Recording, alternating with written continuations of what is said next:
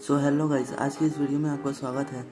तो आज की इस वीडियो में हम टॉप 7 एंड्रॉयड हैकिंग ऐप्स के बारे में बात करने वाले हैं।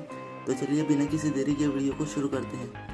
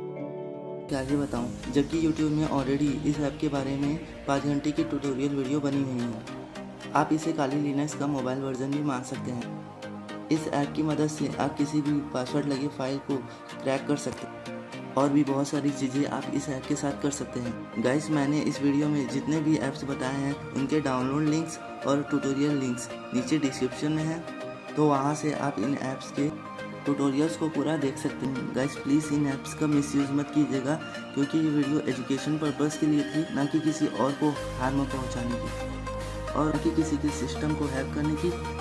तो आज के वीडियो के लिए बस इतना ही गाइस। अगर आपको वीडियो पसंद आई हो तो लाइक और शेयर कर देना और ऐसे ही अमेजिंग वीडियोज़ के लिए चैनल को सब्सक्राइब कर देना।